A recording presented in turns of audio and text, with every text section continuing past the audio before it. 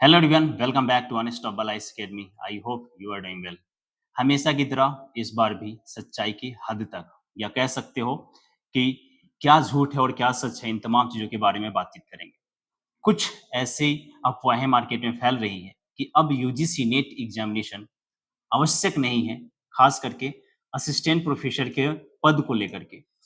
तो क्या संशोधन किया गया है यूजीसी के द्वारा और क्या नीट एग्जामिनेशन सच में अब ज़रूरी है या नहीं है? इन तमाम चीज़ों के ऊपर हम बात करने वाले हैं आज की वीडियो में। और इस वीडियो के बाद आपके माइंड में एक बात की क्लैरिटी आ जाएगी कि 2025 दिसंबर में जो एग्जामिनेशन होने वाला है, वो एग्जामिनेशन आपके लिए कितना महत्वपूर्ण है। तो गाइज़, सबसे पहली बात ये करते हैं और सबसे बड़ा क्वेश्चन यही है कि क्या असिस्टेंट प्रोफेसर के लिए अब जो मान्यताएँ हैं या आवश्यकताएँ हैं, क्या इसे समाप्त कर दी गई है या नहीं? तो एक बिल लाया गया, एक संशोधन बिल लाया गया यूजीसी के द्वारा और इसमें बात कही गई कि नेट एग्जामिनेशन को कुछ विशिष्ट सब्जेक्ट में अब हटा देना चाहिए, क्योंकि वहाँ से डायरेक्ट बहाली की बात की गई। लेकिन ये सिर्फ़ और सिर्फ़ एक प्रस्ताव था और इस प्रस्ताव के ऊपर अभी भी फाइनल टच बाकी है या आप कह सकते हो कि फाइनलाइज़ अभी नहीं हुआ है। तो ये बात जो लोग कह रहे हैं कि असिस्टेंट प्रोफ़ेसर के लिए अब यूजीसी नेट ज़रूरी नहीं है, गाइज़ ये पूरी तरीके से सही बात नहीं है। क्योंकि कुछ ऐसे सब्जेक्ट हैं जिसमें आयोग ने कहा कि हमें कंसीडर करना चाहिए, जैसे कि इंजीनियरिंग हो गया या टेक्नोलॉजी हो गया या पारंपरिक जो भारतीय कलाएँ जो होती हैं, जो आप देते हो सब्जेक्ट का एग्ज़ामिनेशन, जैसे कि नाटक का, योग का, संगीत का या मूर्ति कला का।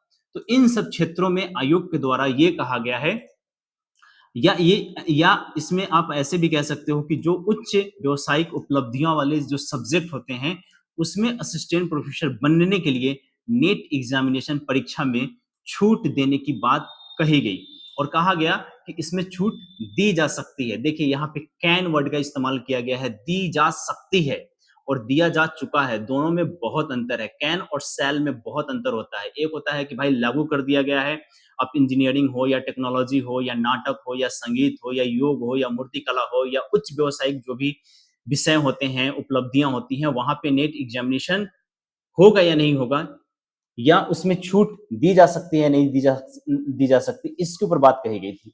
लेकिन फाइनल अभी टच नहीं दिया गया है।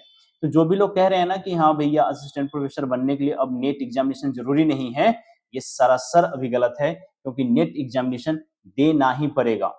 जैसे कि आपको पता है कि जो पारंपरिक विषय होती हैं असिस्टेंट प्रोफेसर बनने के लिए, वहां पे आज भी नेट एग्जामिनेशन पास करना बहुत बहुत बहुत जरूरी है। और यहाँ पे आप देखोगे तो परंपरागत विषय में अभी भी नेट अनिवार्य है, यानी कि यहाँ पे कर कह सकते हो मैंडेटरी है। अगर नेट एग्जामिनेशन आप पास नहीं करोगे तो फिर आप जो प्रोफेशनल क्षेत्र में आना चाहते हो या टीचिंग क्षेत्र में आना चाहते हो, तो वो नहीं आ पाओगे। और खास करके अगर आप प्रोफेसर बनना चाहते हो या जीआरएफ में जाना चाहते हो या पीएचडी में जाना चाहते हो, तो अभी भी आपको नीट एग्जामिनेशन को देना ही पड़ेगा।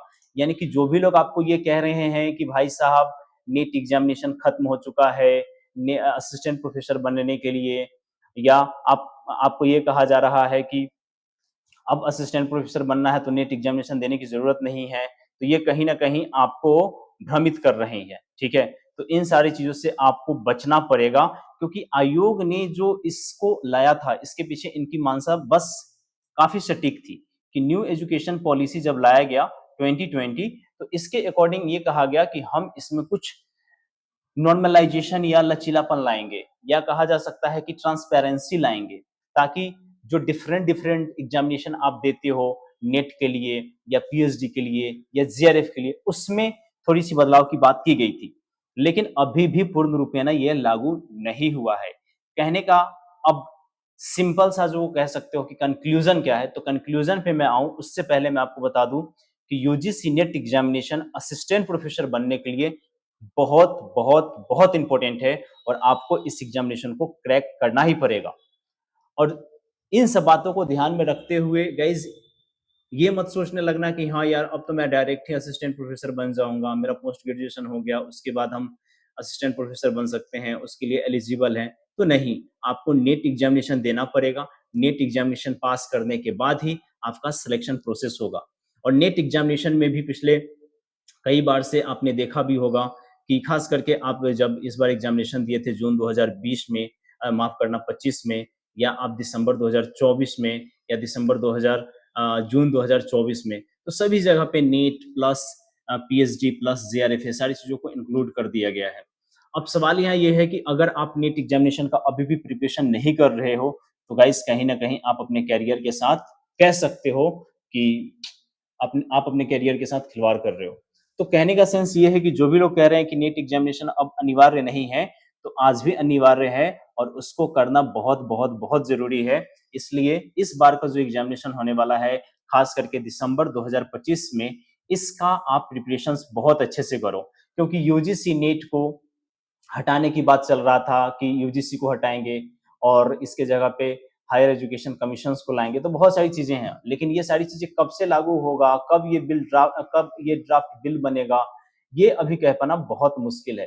अब ये जून 2026 से लागू होगा या दिसंबर से लागू होगा या 27 में जाकर के लागू होगा, कब होगा अभी भी कहना बहुत मुश्किल है।